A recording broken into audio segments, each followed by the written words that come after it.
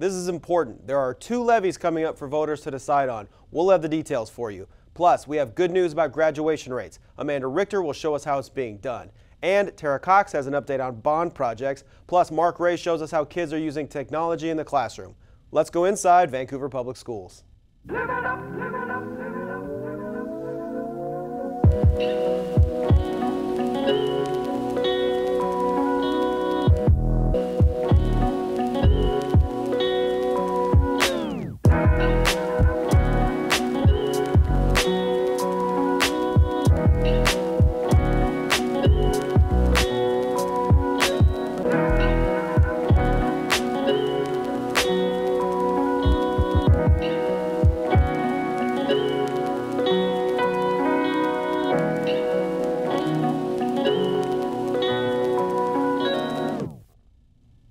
Hi everybody, welcome to Inside Vancouver Public Schools. I'm Nick Vole. We have a huge show for you today, including some good use of technology in schools and the generosity of our community during the holidays. But first, let's do our top 3. These are our favorite social media posts. And speaking of generosity from the holidays, Robin Sonderland from Hudson's Bay High School posted this. She's the orchestra teacher there. Her students, plus alumni, got up to play a 5:30 a.m. concert for the annual faculty breakfast before winter break. What a cool way to honor the staff at Bay who work so hard on behalf of kids. And here's one from Zach Desjardins, the district's Director of Instructional Technology. This photo is from a training session for staff who are learning to use Google Suite of software to be better at their jobs. It is not just teachers, but a wide variety of staff. The Google Suite is free, and it's a great resource for district employees. And finally, our number 1 from Sacagawea Elementary. LSW Architects and Seize the Bagel provided books and bagels for the book fair breakfast. Parents and kids came to school to read and eat, and every kid got to take home a free book. Thanks to the incredible community partners in our schools who help make them a fun and exciting place for kids. 8 years ago, the on-time graduation rate in Vancouver Public Schools was just 64%. For the graduating class of 2018, that number rose all the way to 85%. Joining us now to talk about how the district is making those gains is Amanda Richter. Amanda? Thanks, Nick. Getting kids a diploma is arguably the most important thing a school system can do to set them up for future success. But some students don't make it, and there's no single thing that can solve the problem. There are lots of little steps, and the first is to figure out why students are falling behind. Gabby and Dylan, seniors at Hudson's Bay High School, have big goals. I want to go and study medicine. I want to do something with the film industry. But first, they have to graduate high school. It's really important to me because for me, my brother never graduated and my mom never graduated high school. I'd be the first to graduate high school in my family. Gabby works part-time to help support the family. I'm just hoping that if I graduate, that it helped me get a better job, and then once I go to college, that'll help me to, I don't know, it's just a lot, because I see how much my mom struggles and how much my brother struggles too. Dylan also works a job in addition to his studies. Still in high school, he has to pay rent and buy his own groceries. So I don't have my mom or dad around, so it's just my brother and sister, and they both work and stuff, and they're always kind of busy. Despite the challenges these students face, they're still on track to graduate, thanks to self-determination and a little bit of help. Hudson's Bay, like the other high schools in the district, is taking a multi-pronged approach to getting students across the stage on graduation night. It begins with teachers. They really truly try to get to know the students, and they try to be a part of our after school lives, and just try to better us as people. Educators ask a simple question: why is a student struggling? We're trying to see what's going on with the kid and then remove those barriers and give them those supports. Sometimes it's basic needs, like food and clothing. That's where family community resource centers can help. Academically, there are after-school programs and more to help students catch up. There's also standards-based grading. Students can earn credits by showing what they've learned. It helps the kids know what they need to know and be able to demonstrate it, instead of maybe when you and I were in high school, pop quiz, and you're like, oh God, I didn't study. So, you don't have that, because it's not about what did you remember or surprise. It's about, here's what you need to show me that you learned. How can you do that? School counselors actively track credits to intervene when kids are falling behind, and they don't wait until the students hit their senior year. It's that freshman and sophomore year where we have to hook them and engage them and try to create the sense of urgency to get that diploma. Part of engaging kids is finding out what they want to do. The more option kids have, the more we can open up their idea of, yeah, there's a future out there, and somehow high school and middle school connects to that future. It's been a long haul, but Dylan and Gabby are just a few months away from having a diploma in hand. This is a good thing to say is like, yeah, I graduated, especially like after like going through a lot and stuff too. So like, I think it'd be good for me to at least like tell my family and stuff like, yeah, I graduated. The strategies you saw in the story are outlined in the district's comprehensive strategic plan, which was assembled by district leaders, staff, students, and the community. Nick, back to you. Thanks, Amanda. The community has a big vote coming up. It will decide whether or not to renew 2 levies that support students in Vancouver Public Schools. The levy election is on February 12th. That's the date ballots need to be returned by. You'll be getting your ballots in the mail soon, so make sure you keep your eyes peeled. Neither of the 2 levies are new taxes. The school funding formula has changed, so let's take a look at what those 2 levies would do. The first is the Education and Operations levy. It would maintain basic programs and services from 2020 to 2023. The state funding formula, after the historic McCleary Supreme Court decision, changed how schools get money. Although more funding comes from Olympia, it's still only about 78% of the district's budget. That means local levies are still important to pay for things our community prioritizes. The levy pays for classroom programs, special services, career and technical education, sports, extracurricular activities, counselors, security officers, and a whole lot more. Most of those priorities are underfunded or not funded at all by the state. The second levy, which would continue funding modern technology for students and teachers in the classroom. It would renew a levy put in place 6 years ago. The tech levy puts devices in the hands of students, such as iPads and laptops, to modernize their learning and give them access to homework, research materials, and more. It helps prepare kids for the 21st century. And that brings us to our We Learn update, a look at how students and teachers are using that technology in their classrooms. And here's one example of how the tech levy impacts learning. The district has a team of ITFs. Here to tell us more about how they help kids is Mark Ray. Mark, what is an ITF? Hey, thanks, Nick. ITF stands for Instructional Technology Facilitator. Created as part of the first tech levy, the job of the ITFs is to help students and teachers use technology in exciting new ways. The ITFs are spread out over every school, but once in a while, they crash the same school at the same time. It's a special day at Sacagawea Elementary. They call it We Create. The district's instructional technology facilitators are here, and in this classroom, they're teaching 4th graders how to make stop-motion animation. Yeah, it's pretty fun. Our class is pretty excited about it. Using Play-Doh and an app on their iPads, students find a partner and come up with an animation. We're doing a worm and making it longer and longer and putting it as a dot first. Okay. It's a very detailed-oriented process that requires focus and attention. You take a picture of your every movement. If you move something, it could be anything. So if you move it, you take a picture of it. And once you take a picture, you can take another one. It looks like it's moving. It's technically challenging, but it's also an opportunity for kids to create something all their own. I think it's fun because you can use your creativity to make whatever you want, starting with just one small little dot. Creation is exactly the point of this special school-wide event. Instead of just taking tests, there are a number of ways for students to demonstrate what they're learning and how they're meeting standards. So our goal today is to show students and teachers how to transform lessons with the use of technology from traditional ways of learning. As you can imagine, students don't see it as a way of assessing learning. Their view is much simpler. I think it's really fun. That's the goal of any teacher, to engage kids in their lessons. We hope that students and teachers are excited and keep producing and creating. And the fact that we are hitting every single student in the school all at once gives the staff and students a shared experience that they can talk about after we leave and then create lessons to extend their learning from what they saw today. The We Create experience will be coming to other elementary schools in 2019. Of course, these events are in addition to the everyday work of the ITFs in schools across the district. They say it's just as much fun for them as it is for the kids. Nick, back to you. Thanks, Mark. Here's another example of how technology is changing what happens in the classroom, or in this case, the gym.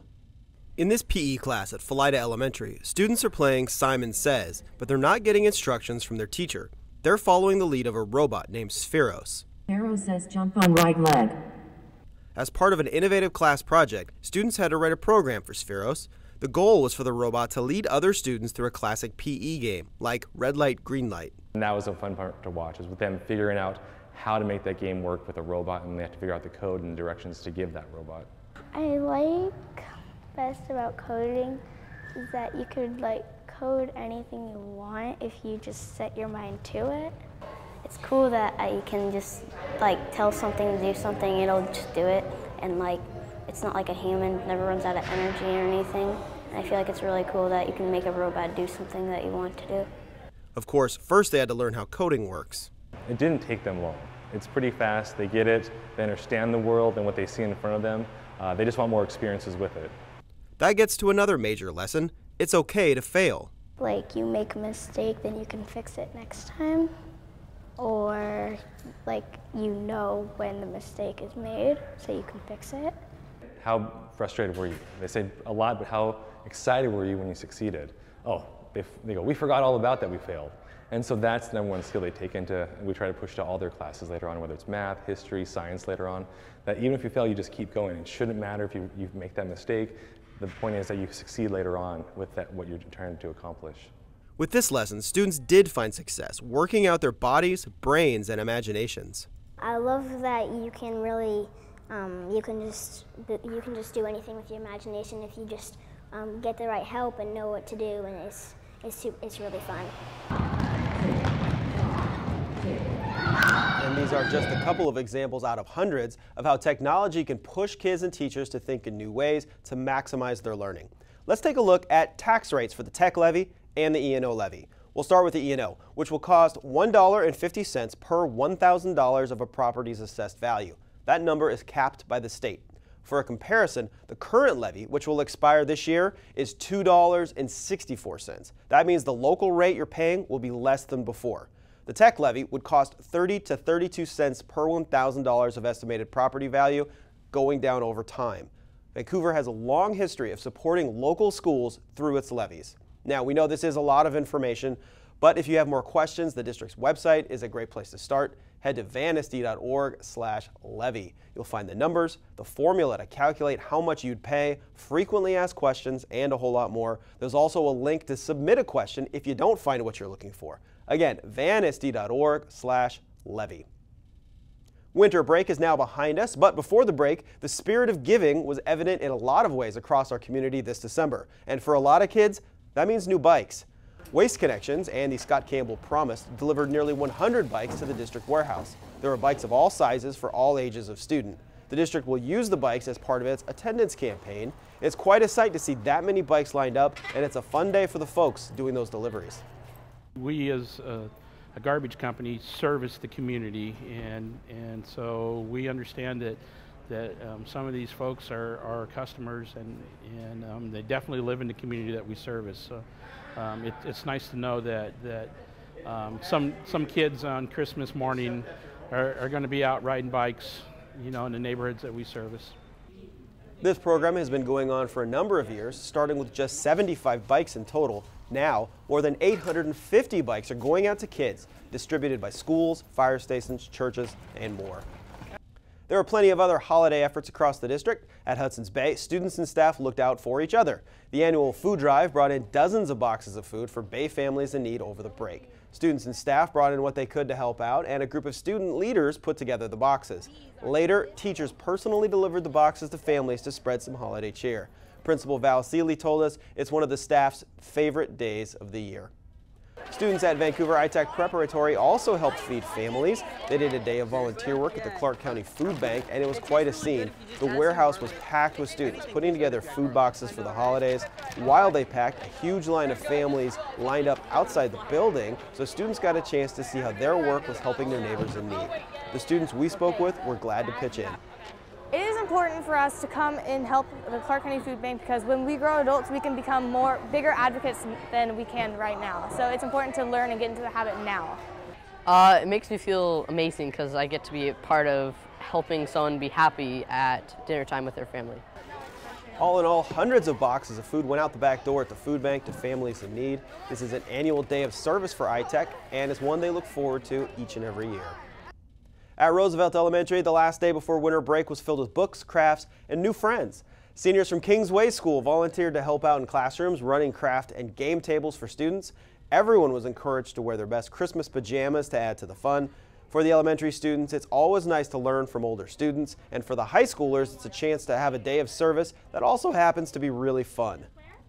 Honestly, it's fun, like to come and hang out with kids that you don't normally get to hang out with all the time. Today we're making arts and crafts, and one of the crafts is making like a popsicle Santa, and it's really fun. I really like it. The crafts are exciting, and because people can help us with them, and I'm really happy about that. In addition to all of the crafting, every student got to take home books thanks to our local Rotary Club. It was a great gift to students to have something new to read as they took time off on the winter break. It is time now for a Re-Schools update, the latest on construction projects paid for with your bond dollars. The bond pays for new schools to be built, but it's also making improvements at every existing school too. At Columbia River High School, they're adding classrooms. Tara Cox joins us now with more. Tara, they're also using this as a learning opportunity for students? That's right, Nick. One of the first steps in construction before building is to test the soil to see what kind of ground they'll be building on. Workers bring in a giant drill to get soil samples, and since they're right next to the science classrooms anyway, they got students involved in the process. In the back parking lot at Columbia River High School, workers are pushing a drill deep below the concrete into the soil below. Thanks to the community's bond dollars, River will be getting a much-needed new wing to house its expanding student population. I'm excited because this building's pretty old. I mean, it's an old brick building and the classes are pretty old in the main part, so yeah, new buildings will be nice. But before that wing can be built, engineers need to know what they're building on. The design of the structure itself is driven a lot by the soil profile. And so if we have, for example, a sandy profile or more silty and clay soils, that matters. It obviously changes the design. If we have a liquefiable condition or shallow groundwater. Lance Lato's company, Columbia West Engineering, is doing the testing, but he's also offering his services in the classroom. It's a really great opportunity to involve the students in an interactive learning experience if they have a chance to see real engineering happening right here on the site on the campus. Lance explains the Great Missoula floods and how they shape the landscape of our area. He uses lots of visual aids to keep students engaged and to demonstrate what they're looking for in their testing. And then they head outside to see the drill in action. It's a spinning drill and you got different layers of sediment, would it be? So it digs into the ground and they test it, they dig it up. And while Lance's company studies the results, these River students are studying to potentially follow his career path someday. It's important to, I think, to encourage more STEM involvement, more students into the science, technology, and engineering and mathematics fields. The world needs more engineers. Once the results are in from the soil testing, design work will begin on the new wing at Columbia River. Of course, that's one of several projects happening across Vancouver right now, with more to come over the next few years. Nick, back to you. Thanks, Tara. If you want to learn more about the bond projects going on, check out vansd.org/reschools. There are updates from projects, plans for future projects, cool videos, and a whole lot more. Again, vansd.org/reschools. Columbia River is home to the International Baccalaureate program, one of several magnet programs available to students across the district. And now is the time to start thinking about which program is right for you or your student. Applications for the district's magnet programs are now available online. Go to vansd.org/choices to fill it out. There are also open houses starting now, so families can talk to teachers and get a better idea of what each program offers. Every high school has magnet programs of different types, and there are lots to choose from, so make sure you visit that website to see what's available. Thanks in part to the E&O Levy we talked about earlier, every student in Vancouver Public Schools has the chance to experience the arts. At Ben Franklin Elementary, they just wrapped up their first play of the year, Charlie and the Chocolate Factory. I did it, I really did it. I found the 5th golden ticket. At Benjamin Franklin Elementary School, students are putting the final touches on their fall play, Charlie and the Chocolate Factory. Well, I really like drama, and acting and memorizing lines. This is the first of 2 productions this year, which is impressive when you consider the age of these young actors.